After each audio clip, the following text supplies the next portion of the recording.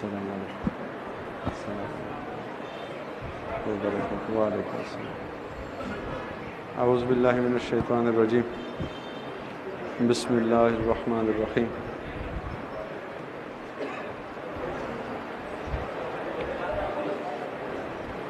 بہلول دانا ایک مجذوب تھے۔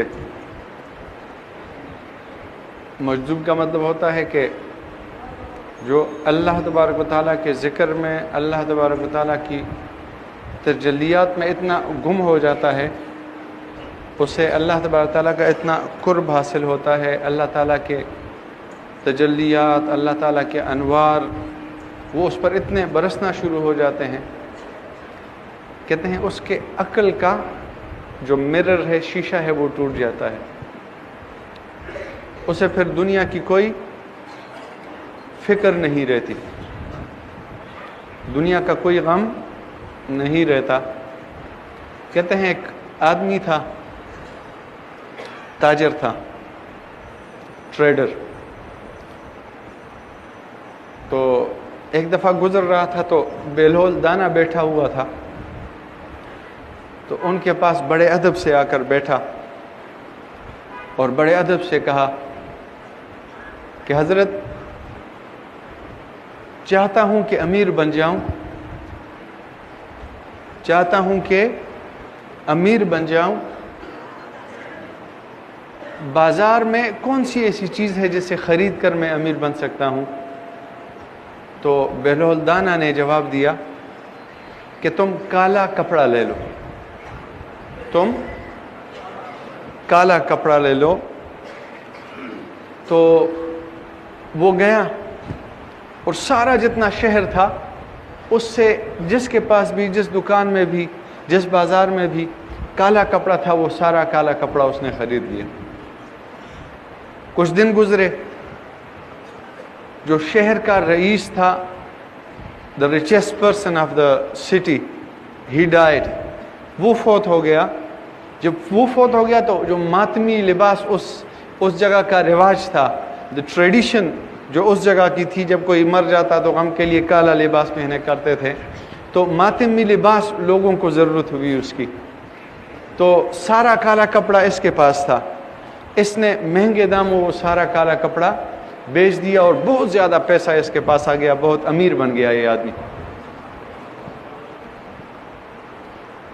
وقت گزرتا گیا، کچھ دن بعد، کچھ عرصہ بعد، یہ پھر اب اس کے بعد سواری بھی آ گئی، گھوڑا جو ہوتا ہے ہارس، اس پہ بیٹھ کے یہ جا رہا ہے۔ پھر وہی بہلول دانا کہیں بیٹھے ہوئے ملے، اب جو ہے اب وہ گھوڑے کے اوپر سے ہی کہا، اے پگلے، اے پاگل، بتاؤ اب کیا خریدوں؟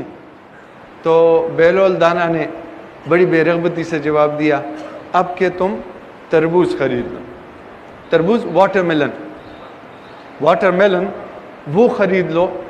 یہ گیا، وہ شہر سے اور شہر کے باہر سے جتنا واٹر میلن تھا وہ سارا اس نے خرید لیا، سب پیسوں سے یہ خرید لیا۔ کچھ دن گزر گئے، 2 4 دن، 5 دن، 6 دن گزر گئے، وہ سارا کا سارا واٹر میلن خراب ہو کر تباہ و برباد ہو گیا۔ اب اس کے پاس کچھ نہیں رہا۔ کچھ عرصہ بعد یہ پھر جا رہا ہے، پھر بہلول دانا ملے، جب وہ پھر ملے، پھر ان کے پاس آ کر بیٹھا اور کہا، اے بہلول، یہ تم نے کیا کر دیا؟ یہ تم نے کیا کر دیا؟ پہلے تو بتایا تھا کالا کپڑا خرید لو، اب بتایا کہ تربوز خرید لو، وہ تربوز تو سارا خراب ہو گیا۔ تو بہلول دانا نے جواب دیا کہ اے انسان، بات یہ ہے، پہلے جب تم آئے تھے تو بڑے ادب کے ساتھ آئے تھے، پہلے جب تم آئے تھے تو بڑے احترام کے ساتھ آئے تھے اور تم نے پوچھا تھا، اور جب تمہارے پاس کچھ آ گیا، پھر جب تم آئے تو تمہارے اندر وہ ادب نہیں رہا تھا، بغیر ادب کے تم بول پڑے، تم نے کیا کہا؟ اے پاگل، اے پگلے، تم نے ادب کا وہ دامن جو ہے اسے چھوڑ دیا تھا، تم نے بغیر ادب کے تم نے مجھ سے بات کی تھی، تو جو ادب کیا تمہیں اس کا بھی اجر مل گیا، جو بے ادبی کی اس کی وجہ سے تم تباہ و برباد ہو گئے۔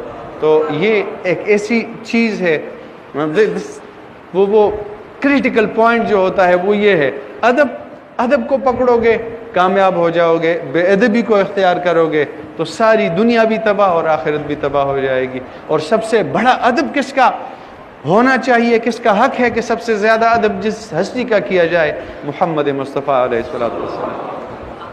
فدا کا ابی و امی یا رسول اللہ، فدا کا ابی و امی یا رسول اللہ۔ سب سے زیادہ ادب کس ہستی کا ہے؟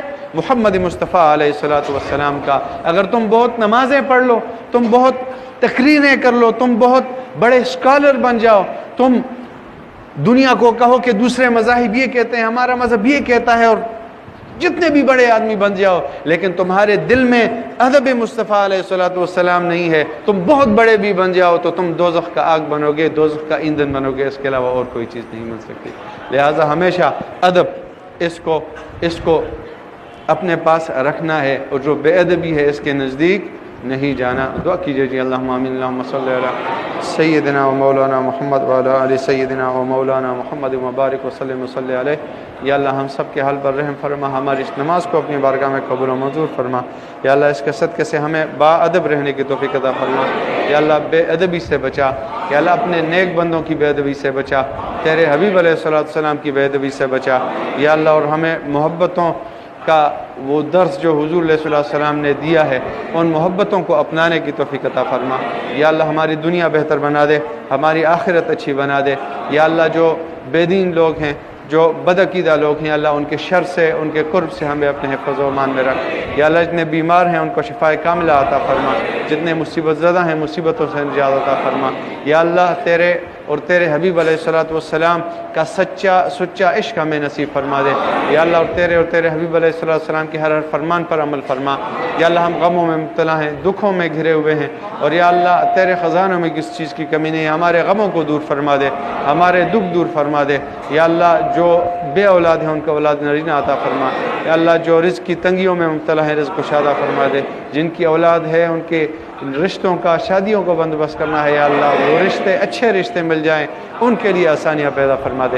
جو بچے پڑھ رہے ہیں یا اللہ جامعات میں، یا اللہ ان کو پڑھنے کی صحیح معنوں میں اور دین کی قدر کی توفیق عطا فرما دے۔ یا اللہ ہم سب کے حال پر رحم فرما۔